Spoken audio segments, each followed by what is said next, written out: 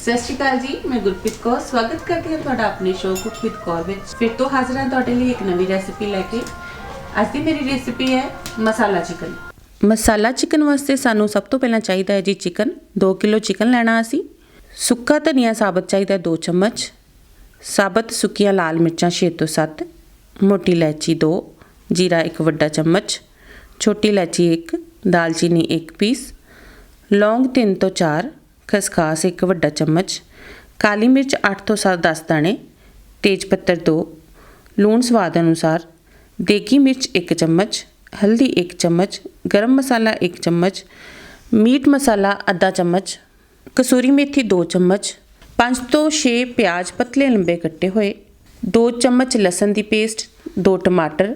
1 चम्मच अदरक की पेस्ट। 1 कड़छी देसी घ्यो। हरा धनिया गार्निशिंग वास्ते। आओ शुरू करते हैं मसाला चिकन। मसाला चिकन में सब तो पहला असीं सारे जिन्ने खड़े मसाले हैं इन्हां नूं ड्राई रोस्ट करना है। थोड़ियां जिहियां कालियां मिर्चां, 6-7 लाल मिर्चां साबत, जीरा, सुक्का धनिया, दालचीनी,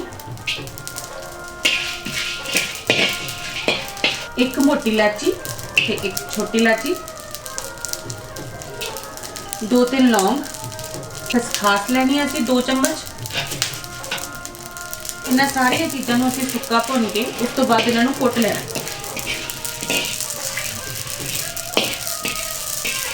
मसाला भुज गया होया, हुण असीं इहनूं कुटण वास्ते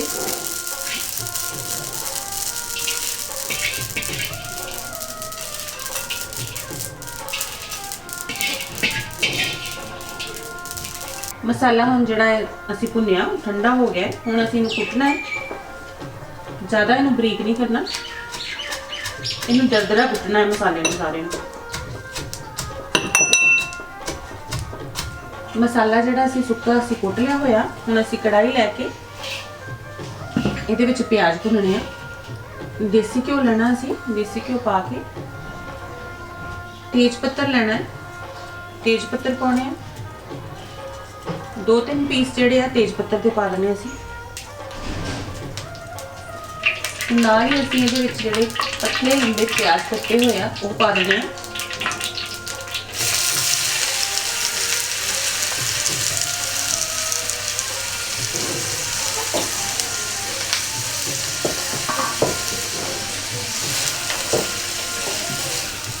ਇਹਨਾਂ ਨੂੰ ਅਸੀਂ ਭੂਰੇ ਹੋਣ ਤੱਕ ਭੁੰਨਣਾ ਹੈ।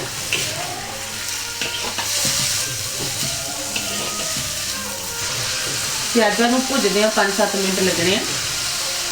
जो प्याज चंगी तरह भूरे हो जाएंगे उस तो बाद असीं इहदे विच जिहड़ा लूण मिर्च मसाला है वो पाउणा है।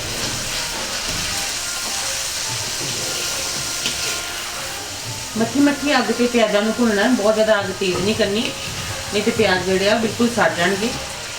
इन्हां नूं सिर्फ हौली हौली असीं इन्हां दा ब्राउन जिहड़ा टैक्सचर आ वो लिआउणा है। प्याज हौली हौली भुजदे पए आ।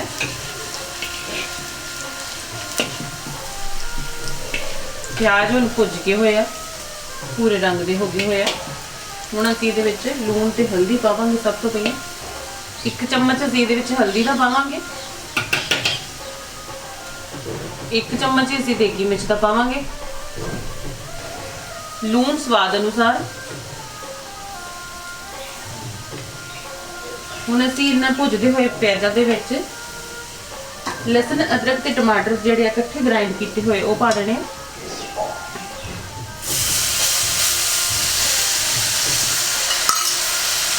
थोड़ा जिहा पानी पा देना नाल असीं।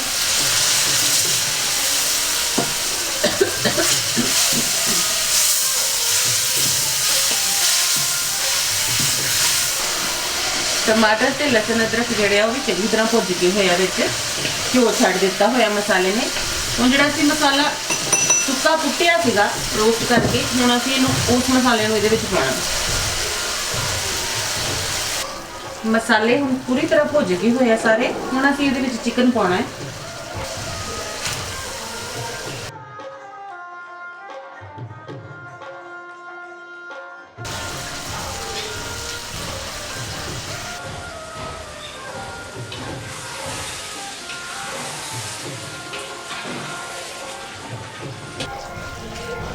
चिकन नूं पा के हुण अग असीं थोड़ी जी थल्ले घट कर देनी है ताकि घट सेक ते पकदा रहे। इहदे विच पानी बिल्कुल नहीं पाउणा, चिकन ने अपने आप ही पानी छड्ड जाना है। जदों ये पूरी तरह कुक हो जाए उदों लोड़ होवे ते थोड़ा जिहा तुसीं कौली डेढ़ कौली पानी पा सकदे हो। चिकन हौली हौली रिझदा पिया है, इन्हें थोड़ा थोड़ा पानी भी छड्डना शुरू कर दिता है। बस इसी तरह ही असीं इहनूं अग ते थोड़ी थोड़ी हिलांदे रहना थोड़ी थोड़ी देर तक ते इहनूं भुनदे रहना है। इहनूं असीं सुक्के मसाले दे विच ही भुनना है, इसे करके इहदा नाम जिहड़ा वा मसाला चिकन है। जदों ये चंगी तरह भुज जाएगा उदों अखीर दे उत्ते असीं इहदे विच गरम मसाला, थोड़ा जिहा मीट मसाला, वो भी मेरे घर दा बनिया होया वा, ਉਹਦੀ ਰੈਸਿਪੀ भी ਤੁਹਾਨੂੰ ਕਿਸੇ दिन मैं ਦਵਾਂਗੀ। ਨਾਲ ਹੀ ਅਸੀਂ ਕਸੂਰੀ ਮੇਥੀ ਅਖੀਰ ਤੇ ਅਸੀਂ ਇਹ ਤਿੰਨੋਂ ਚੀਜ਼ਾਂ ਜਿਹੜੇ ਇਹ ਮਸਾਲੇ ਆ ਅਸੀਂ ਅਖੀਰ ਤੇ ਪਾਉਣੇ। ਸੁੱਕੇ ਮਸਾਲਿਆਂ ਦੇ ਨਾਲ ਇਹਦੀ ਰੰਗਤ ਦੇਖੋ ਕਿੰਨੀ ਸੋਹਣੀ ਆਈ ਹੈ। ਅਸੀਂ ਇਹਨੂੰ ਚਿਕਨ ਨੂੰ ਮੱਠੀ ਮੱਠੀ ਅੱਗ ਤੇ ਭੁੰਜਣ ਦੇਣਾ ਹੈ ਤਾਂ ਕਿ ਜਿਹੜੇ ਮਸਾਲੇ ਆ ਸਾਰੇ ਸੁੱਕੇ ਇਹਦੇ ਵਿੱਚ ਚੰਗੀ ਤਰ੍ਹਾਂ ਰਚ ਜਾਣ। ਮਸਾਲਾ ਚਿਕਨ ਬਿਲਕੁਲ ਤਿਆਰ ਹੈ। ਹੁਣ ਅਸੀਂ ਅਖੀਰ ਤੇ ਉੱਤੇ ਜਿਹੜਾ ਇਹਦੇ ਵਿੱਚ ਗਰਮ ਮਸਾਲਾ ਤੇ ਮੀਟ ਮਸਾਲਾ ਪਾਉਣਾ ਹੈ।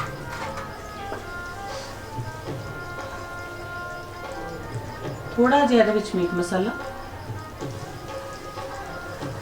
थोड़ा जिहा गरम मसाला, कसूरी मेथी, बस 1-2 मिनट तक असीं इहनूं पका के ला लेना है। कसूरी मेथी का फ्लेवर आ जाए, गरम मसाले का फ्लेवर इहदे विच आ जाए, फिर उस तो बाद असीं इहनूं डिश आउट कर देना। मसाले सारे चंगी तरह इहदे विच रच गए हुए हैं। हुण अखीर ते उत्ते असीं इहदे विच हरा धनिया पाउणा है। मसाला चिकन बन के बिल्कुल तैयार है। ये सी जी मेरी अज की रेसिपी मसाला चिकन।